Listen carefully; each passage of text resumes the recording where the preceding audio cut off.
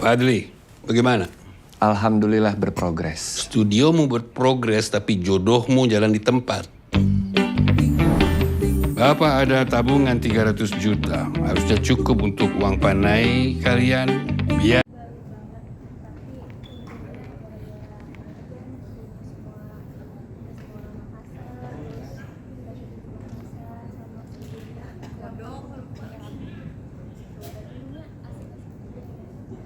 sebenarnya shout out to Mas Fatah. Jadi co-director kita Mas Fatah sekaligus dialect coach, dia selalu remind kita di dalam kalau misalnya lagi mau take atau apa, dia selalu jadi orang yang kita latihan dialog dulu sama dia, jadi kita selalu di remind terus. Itu mungkin yang bikin kita jadi lebih pede lah dalam berdialog. Kenapa juga kita masih mau ngambil walaupun susah gitu. Kalau teman-teman sendiri dengar orang Makassar berdialog itu seru banget. Betul. Ya, kayak kita ngerti tapi pas coba kok agak gitu. Tapi pas dipelajarin dan bisa kayak wow, ternyata butuh proses waktu buat belajar logat, dialek, dan pas sudah bisa itu ada kebanggaannya sendiri gitu. Bisa berbahasa budaya lain itu. saya lamaran sampai resepsi. Pusing palaku.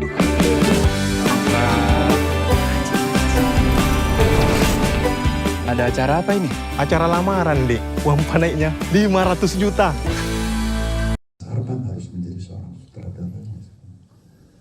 Kita berjeda dengan pandemi sehingga akhirnya kami siap dan akhirnya hadirlah film ini. Kenapa saya perlu hadirkan film ini? Banyak orang yang bolak-balik bertanya, Star Vision selalu hadir dengan film drama komedi yang romantis. Di antaranya Get Married misalnya. Kenapa nggak Get Married di remake? Saya jujur aja, saya bukan tipikal orang yang senang membuat remake. Kalau karya udah baik, ya sudahlah, biar karya itu menjadi satu memori yang baik. Kenapa saya nggak mencoba memperkaya perfilman Indonesia dengan menghadirkan karya-karya yang berbeda? Dan akhirnya Jodoh 30 Jam dengan segala dinamikanya hadir. Di sini kalian akan menemukan aksen Makassar, aksen Jawa, aksen Aceh, sehingga inilah Indonesia kita dan filmnya sangat relate. Kita bisa merasa kita menjadi subjek yang mengikuti perjalanan tokoh-tokoh yang ada di film ini. Apakah si tiga bujang bersaudaranya atau jodoh-jodohnya? Dan jodoh-jodoh di sini ternyata banyak. Kita di sini baru bawa hanya beberapa orang. Calonnya yang klasik, teknya secantik itu coba salah satu calonnya, atau cewek cantik yang mengisap kelapa dengan semangat. Nah itu juga salah satu jodohnya. Jadi Jodoh 3 Bujang adalah film yang saya dengan sangat bangga persembahkan untuk penonton, dan juga saya sangat apresiasi kepada Raya Flix, partner kami di Star Vision untuk karya ini, yang selama ini Raya Flix membantu support promosi film kami, dan begitu menonton. Sampai kapanpun kau tidak boleh lagi sama dia. Ini soal harga diri. Kalau Kak Fadli batal, masa kita berdua juga harus batal? Kak Fadli, Asya mau pamit dulu ke Jakarta. Untuk itu saya mengaturkan terima kasih, dan hari ini memang saya agak deg-degan ini. Begini rupanya kalau duduk di sebelah Messi. 3 miliar. Aduh. Pati aja deg-degan, gimana coba. Tapi gak apa-apa. Ya Messi gak apa-apa ya. Jadi Jodoh 3 Bujang ini adalah sebuah cerita yang mengusik saya dari sejak tahun 2019. Pada waktu itu di bawah di Akatara, ini adalah kisah nyata, dan begitu saya melihat, wah ini menarik sekali, bukan karena hanya nikah kembarnya yang menarik, tapi ternyata ada muatan-muatan yang sangat esensial yang butuh kita bawa ke sinema Indonesia. Mungkin teman-teman berpikir bahwa mengangkat film dengan kearifan lokal itu mudah. Nah ini mungkin saya butuh jelaskan di sini. Saya sudah membuat beberapa film yang mengangkat kearifan lokal, yang pada faktanya justru membutuhkan effort yang lebih besar. Tetapi justru inilah yang memperkaya perfilman nasional kita. Tahun berapa waktu itu saya bikin Critical 11 syuting di New York, tapi pada saat yang bersamaan saya syuting Susah Sinyal di Sumba Timur, dan budgetnya ternyata jauh lebih mahal syuting di Sumba Timur. Kenapa? Kenapa juga saya masih nggak kapok?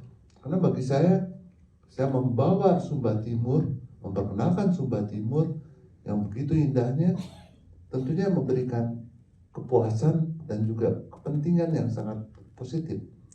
Bagi kita, bagi penonton pun ada kebaruan, dan kemudian juga kayak misalnya kemarin, syuting di Bau-Bau, film Koma. Mungkin orang berpikir syuting di Bau-Bau itu mudah, ternyata tidak. Itu lebih mahal daripada kita syuting film The Architecture of Love yang di New York.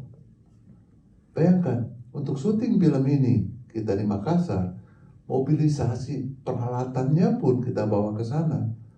Itu udah membutuhkan dana lebih dari 1 miliar. Itu hampir 1,1 atau 1,2 yang kalau kita syuting ke New York dengan tim kecil tidak akan sampai angkanya seperti itu. Nah jadi ini yang mengusik saya pada waktu itu. Saya ngobrol dengan Mas Arpan tahun 2019. Mas Arpan tuh bilang, Pak, Kita besok mau siapkan lamaran. Kak Fadli mau ikut juga. Siapa tuh ketemu calon jodohnya tuh. Tenang Bos Cu, nanti kita bantu carikan. Yang oke nih barang. dan terima kasih ke Mas Arpan, seluruh cast yang luar biasa ini, ya kan, dan tentunya kru yang tidak ada bersama kita.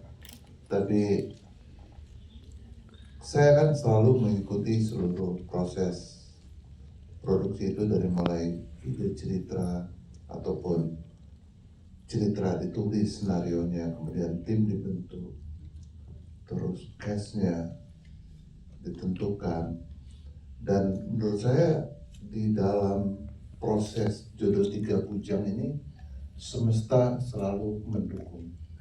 Selalu kita mendapatkan yang justru tidak kita bayangkan, malah justru yang lebih baik dari apa yang kita harapkan. Nah inilah yang ada bersama kita di sini.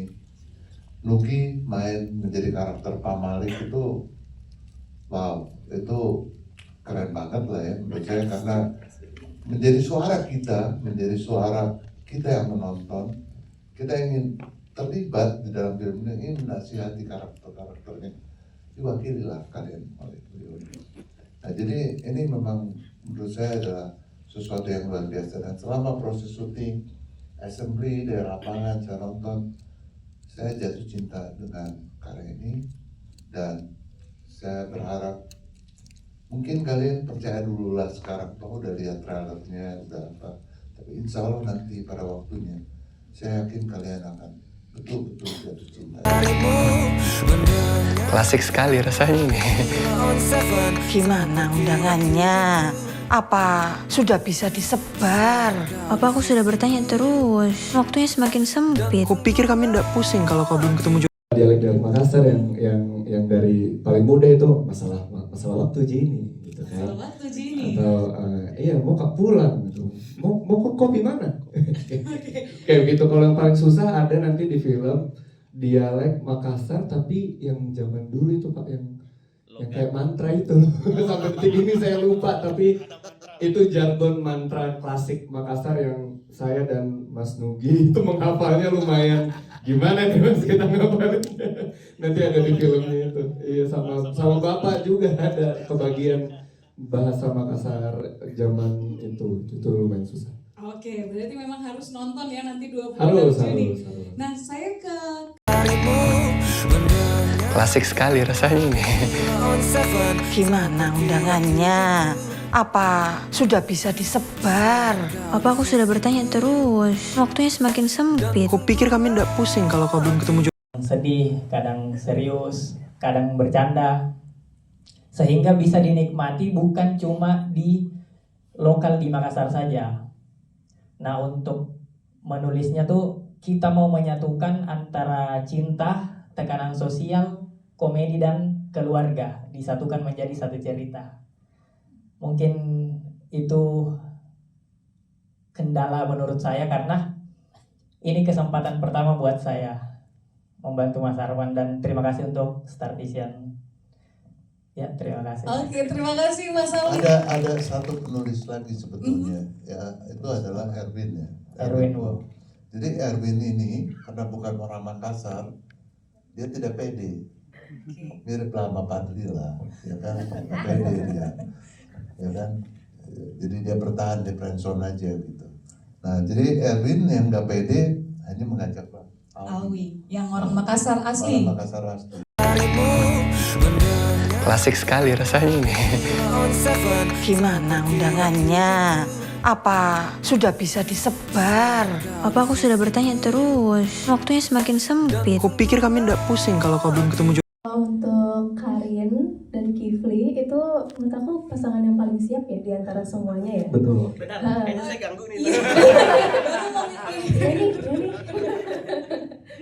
Ya, terus Karin itu karakternya dia tuh yang lemah lembut, terus Kifli yang terlalu serius tuh bisa dicairin sama Karin.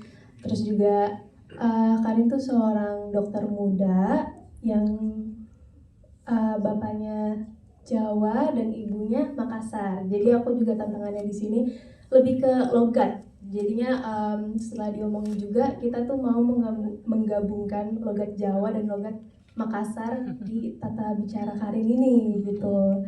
Dan ya semoga kalian bisa ngeliat sendiri ya gimana nanti keharmonisan kita semua sebagai kru dan cast gitu sih. Oke, bangun chemistry-nya gampang tapi untuk aksen dan dialek yang susah ya Barbie ya jadi tantangan. Iya, tapi untungnya dikelilingi dengan orang Makassar juga ya. Jadinya aku banyak-banyak nanya, terus juga aku punya saudara yang dari Jogja, terus gampang nempel juga ya logat Jawa dan Makassar ini gitu sih. Oke, terima kasih Barbie. Kita akan hidung sendiri kau pikir, Fat. Bapak yang mau kita nikah kembar, bukan mau ku. Fat, Mulutmu, Fat. Assalamualaikum. Rifa. Fadli? Fadli? Rifa. Pertama saya mau berterima kasih kepada teman-teman media sudah menyempatkan hadir untuk melihat official trailer dari Jodoh Tiga Bujang. Terima kasih juga buat Pak Parwes atas kesempatannya, Mas Arfan juga. Tantangannya berdialek Makassar, sebetulnya saya tuh sangat dekat dengan Makassar gitu. Ada beberapa saudara saya juga, walaupun saya bukan asli Makassar, tapi telinga saya tuh cukup familiar dengan logat Makassar. Jadi ketika ditawarkan Fadli berasal dari Makassar, anak band Makassar gitu, langsung tertantang. Oh, berarti harus nge-recall lagi nih orang-orang yang memang dulu suka berbahasa Makassar tuh kayak apa sih, kayak gitu. Ditambah Fadli ini adalah anak pertama dari 3 bersaudara ini, 3 bujang ini. Ditambah lagi tuh tantangannya menjadi sosok abang atau kakak yang akan di look up sama adik-adiknya. Ditambah dengan orang tua yang ngasih deadline-nya, sebetulnya ini wajar nggak ya dikasih deadline untuk nikah kembar ini. Jadi tantangannya itu bagaimana menjadi sosok seorang kakak dengan semua bebannya. Kalau dialek atau misalnya skill untuk menjadi anak band Makassar itu kan eksternal, tapi lebih ke internal Fadlinya gitu, bagaimana merasakan deadline ini serius karena berhubungan dengan budaya Makassar soal nikah kembar ini. Jadi benar-benar mendalami keresahannya, paniknya, rasa sakit yang menjadi Fadli itu lumayan challenging. Tapi itu semua dibantu dengan Pak Arfan, dengan adik-adik, dengan The Boys yang lain. Itu menjadi sebuah harmonis yang semoga nanti bisa dilihat di tanggal 26 Juni. Oke, dialek Makassar. Jodohmu. Hidungmu sendiri kau pikir, Fat. Bapak yang mau kita nikah kembar, bukan mauku. Fat. Mulutmu, Fat. Assalamualaikum, Rifa. Fadli? Fadli? Rifa. Selamat sore semuanya, assalamualaikum. Cerita sedikit awalnya nih, emang kalau ditanya kesulitan lumayan banyak di film ini, karena setelah beberapa tahun juga vakum di layar yang lebar di bioskop, akhirnya kembali lagi dengan Star Vision dan Jodoh 3 Bujang. Jadi merasa deg-degannya lumayan banyak, terus harus berperan yang lumayan sangat jauh dari kehidupan Ray sendiri. Kecuali anak bungsunya saya relate banget, ngeselinnya kayak kata mama, yaitu anak bungsu banget saya di lokasi. Gitu. Terus ya berdialek ke Makassar karena saya jauh sekali, saya orang Sumatera. Jadi benar-benar belajar dari nol semuanya, bersama dibantu Mas Arfan semuanya dan tim yang dari Makassar juga. Setiap hari selama hampir 2 bulan harus pasif menggunakan dialek Makassar, jangan sampai jadi gaul Jaksel dulu nih gitu. Jadi harus jauh-jauh dulu dari Jaksel nih biar jadi anak Makassar gitu. Itu sih, tapi dengan karakter Ahmad yang anak bungsu tadi lumayan dekat dengan pribadi Ray sendiri. Terus Ahmad nih karakternya anak bungsu yang pinter karena dia di usia muda sudah menjadi dosen gitu, dan itu juga lumayan menjadi tantangan buat saya sendiri karena umur karakter yang saya mainkan lumayan jauh dengan umur saya sendiri gitu. Saya baru 20 tahun, sedangkan Ahmad sudah siap. Akselerasi Pak, betul Pak, emang anak pintar walaupun di rumah ngeselin gitu. Jadi harus menumbuhkan brewok juga supaya secara look possible untuk menikah gitu. Karena kalau kayak gini kayaknya belum lah ya. Gitu sih. Begitu. Jodohmu. Hidungmu sendiri kau pikir, Fat. Bapak yang mau kita nikah kembar, bukan mauku. Fat. Mulutmu, Fat. Assalamualaikum, Rifa. Fadli? Fadli? Rifa. Kalau nggak salah ya.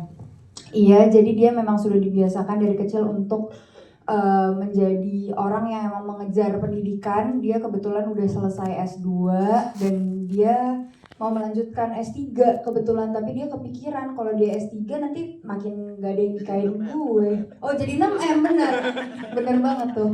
Jadi aku dengar dari Pak Arfan kalau nggak salah misalnya udah haji atau apa itu pun dihitung ya Pak, jadi uang panai gitu katanya. Dan mungkin itu adalah kekhawatiran Rifa sendiri. Terus untuk membangun chemistry gimana ya? Main pedal, betul. Gampang sih, kita walaupun proses reading juga cukup singkat, tapi kita udah kenal sebelumnya mungkin, jadi di lokasi, dan Pak Arfan juga sangat membantu kami untuk membangun chemistry itu sendiri gitu. Oke, tepuk tangan buat Nura 3M ya. Iya, jadi 6M.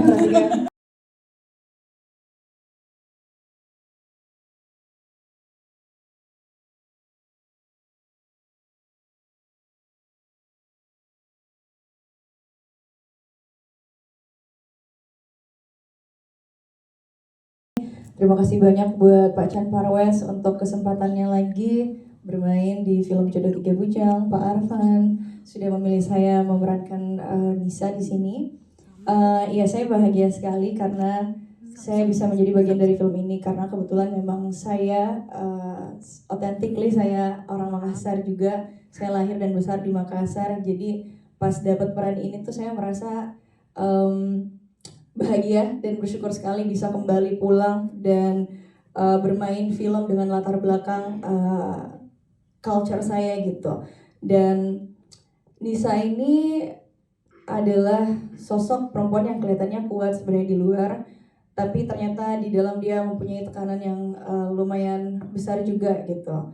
Kalau dari yang trailer kita lihat tadi, Nisa ini memilih untuk pergi dari Fadli karena tidak berani untuk melawan keluarganya dan juga culture adat istiadatnya, aturan adat istiadatnya gitu. Dan yang menarik sebenarnya dari karakter Nisa ini adalah dia bukan sosok yang antagonis, tapi sebenarnya kata siapa?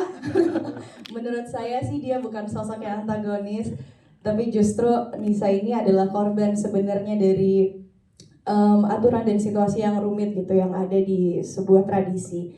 Itu sih yang bisa saya jelaskan untuk saat ini. Oke, takut nanti terlalu panjang spoiler. Saya bisa yakin kalau kita sudah move on dari mantan tak.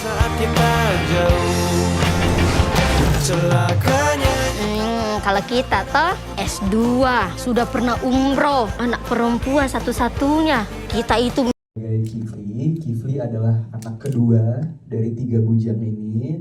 Jadi yang paling tua kan Fadli, terus ada Ahmad yang paling muda. Nah sebenarnya waktu dulu tahun 2017 aku udah pernah berperan sebagai orang Makassar juga. Lalu di sini challenge-nya adalah aku berperan sebagai orang Makassar tapi anak muda yang mungkin lebih talkative daripada waktu produksi aku yang waktu itu. Jadi memang challenge-nya di situ. Dan juga kalau misalnya logat Makassar itu kan beda ya kalau misalnya zaman sekarang sama yang Makassar yang rapih banget gitu. Itu juga suatu challenge buat aku, tetapi untungnya chemistry antara 3 bujang ini tidak susah dibangun, dan sama bapak sama mama juga tidak susah. Susah ya menurut lo ya? Susah. Sorry ya. Gitu. Kurang lebih seperti itu, dan aku bisa bilang prosesnya salah satu syuting paling seru. Gitu. Terima kasih Pak Parwes, terima kasih Mas Arfan dan semua tim sudah menjadikan Jodoh 3 Bujang ini film yang nanti gue belum nonton juga sih, coba yang baik. Oke, nah ini beda sama Kifli, ada Ahmad udah pernah umroh, anak perempuan satu-satunya. Kita itu minimal 3M. Hah? 3M? Mahalnya? Masa Messi dibayar pakai UMR Ngawi?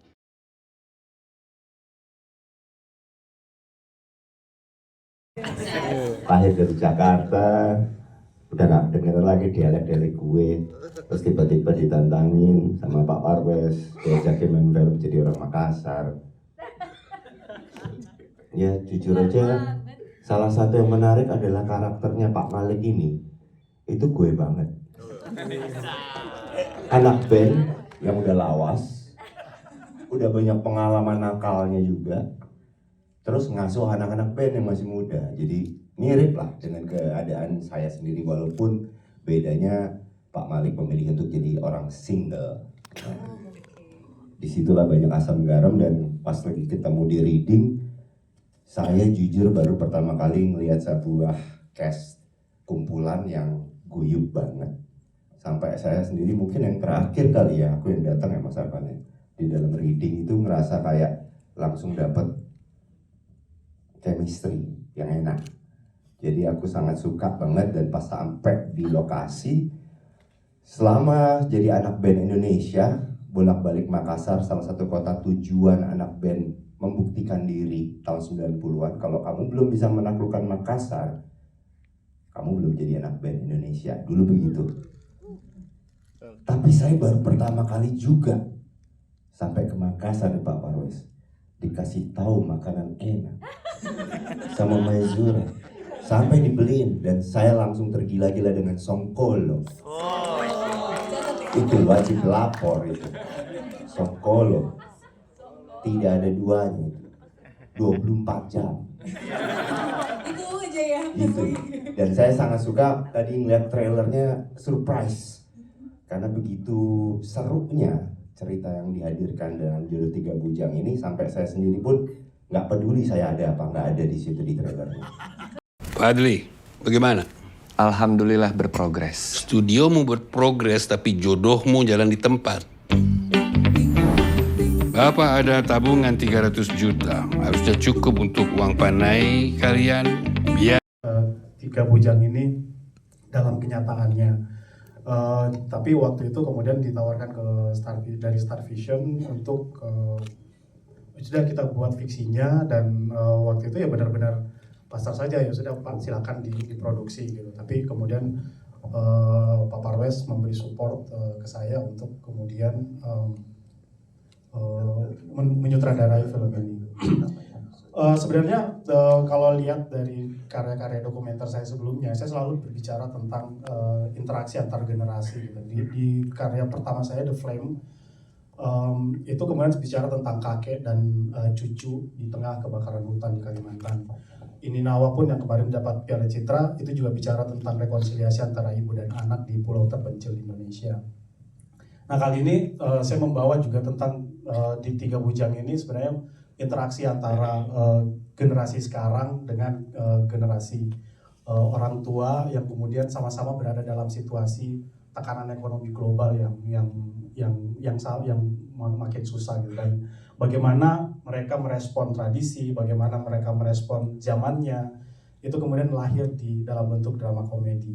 Kenapa drama komedi? Sebenarnya mencoba nuansa baru juga. Saya sebagai sutradara merasa tertantang untuk itu. Charlie Chaplin bilang kalau tragedi itu adalah close up, maka komedi adalah wide shot-nya. Jadi mungkin saya mencoba lensa yang baru untuk menceritakan tentang tragedi atau hal yang ada di kota saya, Makassar, bagaimana uang panai itu kemudian bergeser maknanya di era flexing zaman ini gitu, bagaimana kemudian nikah kembar itu kemudian menjadi solusi dari sebuah tekanan ekonomi yang ada di Makassar gitu. Jadi Biaya lamaran sampai resepsi. Pusing palaku.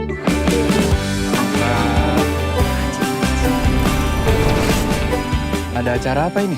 Acara lamaran, Dik. Uang panainya 500 juta.